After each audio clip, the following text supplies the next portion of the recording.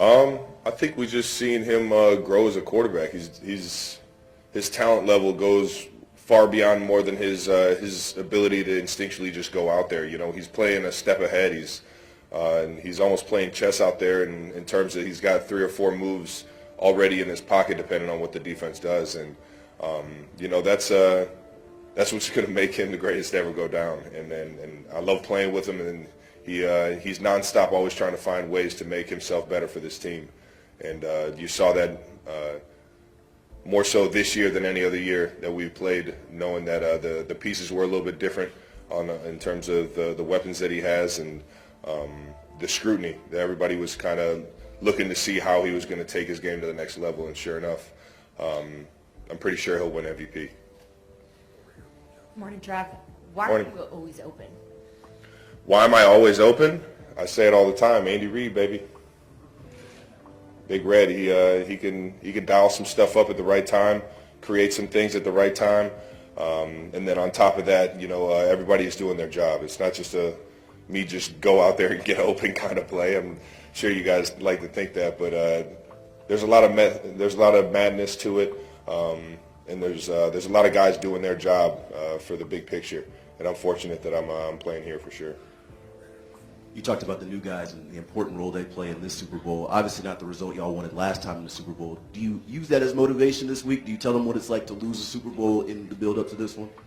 I don't even like to revisit that one. I'll tell you what, that wasn't a prideful moment in my life. But I'll tell you what, it's good wisdom to have.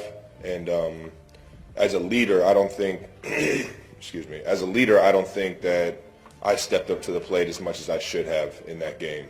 And that's where it really burns me. So I'm just focusing on myself to be able to be the best leader that I can, the best teammate that I can come game day. And, not put my team in a position like I did the last time we were in the Super Bowl. Travis, right over here. Given that year 10 for you, what did you feel like was your toughest challenge this season, and what was necessary to overcome it to get to this point? Every single season has their challenges, and I feel like this year for me it was keeping the body at full strength. That was probably the biggest thing for me. You know, week in, week out, you always try and get back to 100%, and you know, and in this league towards the end of the season, especially with the 17th game now, man, it's tough to try and get back to that top physical form, and especially the older you get. I'm sure everybody can account to that, but it's there's that aspect, and then the challenge of the injuries around you and things like that. But for the most part, for me, it was week in, week out, trying to get my body back to playing in the best physical form that I can. Travis, you talked a minute ago about Pat maybe winning an MVP. What would that mean to you and really the rest of the guys in the locker room if he did win that award? Really, it's just it's something that I know at the end of his career he's going to be able to hang his hat on. But Pat doesn't walk into that building thinking I need to be the MVP. He walks into that building trying to find the best way to beat the opponent that we had that week. And he just goes out there and he plays the style of football that he does. He has fun doing it with the guys that he has around him, and we rally around that. We rally around that excitement, that want for and that desire to win with the guys next to us, man. It just makes coming into the building that much more fun. Travis here in the middle. Hi. You and Patrick Mahomes have a very special relationship, and you've talked a lot about the play-by-play mentality. With Mahomes coming off an injury and having a harder time getting out of the pocket, how are you and the rest of the offensive line planning on creating opportunities to move the ball down the field? Yeah, I mean, that defensive line is arguably the best in the game this year, and a big reason why they're here in the Super Bowl. And it's going to be a big task. But I know our offensive line, everybody that's in the run game and pass game in terms of having to deal with the front and protecting Pat, we're all pretty locked in on the task at hand. And we know it's going to be a challenge. We know that they got some real dogs up front. And even if they get to Pat once or twice, man, we got to find a way to still move the ball downfield and have success. Ruth Biggest with KC Cares. You and your brother are having a lot of fun with this. You're setting history. What What's important about that situation, and what do you have to say for the folks back in Cleveland who are your second biggest fans? I'll tell you what, I love Cleveland to death. The east side of Cleveland, where I grew up, it's given me so much in terms of my passion for sports, my passion for life, my passion for the friends and family that I have around me. And I know the Heights is proud. We're representing you guys in the biggest stage that we could possibly represent you on, and it's just there's a lot of pride for not only the city but the people back home. Yeah, we'll go out there and try and get a win, but I think it'll mean a little bit more if the Chiefs win. That's just me being a little biased. All right, we got three more. Young lady here, Sam, Albert. Yeah, hey Travis. This is sort of playing off Diana's question about always being open. Chad told me a couple weeks ago that he thinks it's because you were a high school quarterback and you know how to set up coverage, you understand leverage, all of that. How much does that experience having played quarterback in high school play into the player you are at tight end now? Initially, I really didn't. Going into the tight end position, man, it was a pretty big struggle. I'm not gonna lie. I didn't feel comfortable running routes. I didn't feel comfortable blocking. It took really a full year to 2 years up until my senior year in college to really kind of hone my own craft.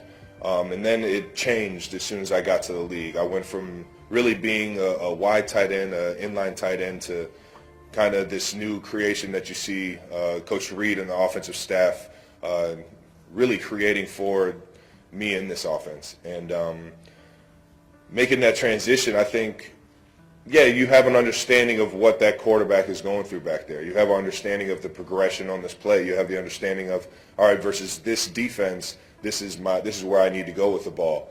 And if you have that kind of mindset, if you're in the quarterback's mind and you're thinking with him and the chemistry is there, there's certain things you can do when you run routes to get open or to just make that guy's life that much easier.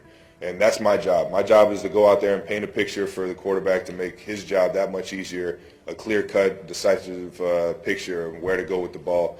And from that point on, as soon as I get it in my hands, it's just that's when the fun starts. So it's just, I guess being a quarterback definitely helped out a lot because I get to understand I kind of understand the conversations and the things that are going on in that quarterback's head.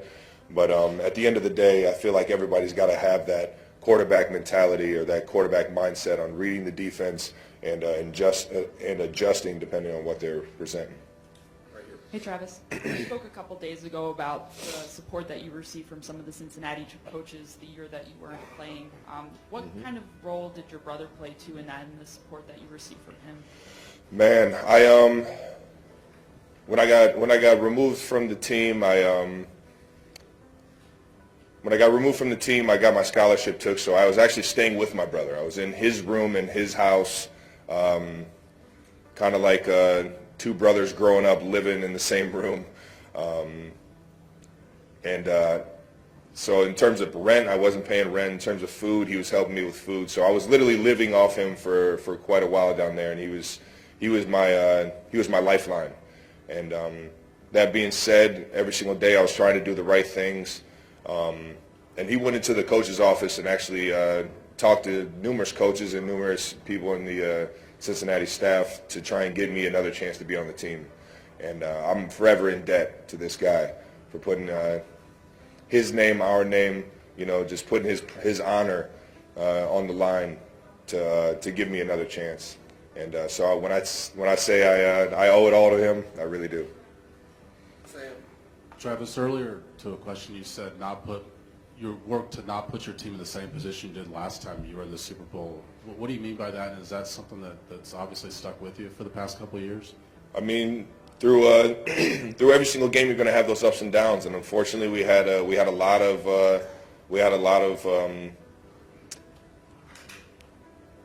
of challenges early on, and I don't think I handled it the best as a leader in terms of stepping up to the plate, helping control the mindset, making a big-time play to spark some energy, to spark that momentum. There were a few plays early on there that I just didn't feel like I did my job, and then on the sideline, in terms of the energy and the motive and the demeanor of the team, that's where I really think I could help out as well. Last question in the back. Travis, we saw what happened in the NFC Championship game when this 49ers season gets derailed because of injuries at the quarterback position. People have talked about you, the possibility of you having to be emergency quarterback. What about Blake Bell? Who's the better quarterback in that room? I'm going to say Blake Bell by a landslide, man. He's actually gone in a college game, and I believe it was Oklahoma versus Oklahoma State, I think. He went down there, a 2-minute drive or something like that. I've seen a little bit of the highlights, and I've seen him play. And just throwing it around on the field. Yeah, I'm going to take a Blake Bell over me for sure.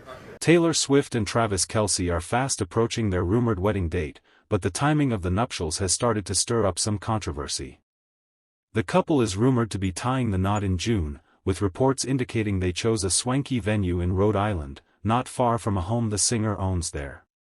But the date may clash with one of Swift's famous recent relationships, drawing some unwanted attention for the singer and the Kansas City Chiefs star. As Radar Online reported, Swift and Kelce's wedding will take place within weeks of Maddie Healy, who briefly dated the singer. According to reports circulating within entertainment circles, Swift and Kelce are expected to marry on June 13 at the Ocean House Resort in Rhode Island, the report noted. The pair began dating in 2023 and became one of pop culture's most closely watched couples before reportedly becoming engaged last year. Meanwhile, Healy proposed to Gabriette Bechtel in 2024, and their wedding is believed to be scheduled for July, with guests expected to travel to California for the ceremony. The timing has revived interest in Swift's relationship with Healy, the report noted. The short-lived relationship provided much inspiration for Swift's The Tortured Poets Department album in 2024, which is believed to have several non-flattering references to her time with Healy. Kelce appears to be leaning toward a return to the Chiefs, one insider shared. In a radio appearance this week, ESPN reporter Nate Taylor shared that Kelce does plan to play another season. "He's coming back, guys," Taylor reported. "Every indication I've gotten is that Travis Kelce is looking forward to coming back. When we'll know that for sure? That's really his prerogative."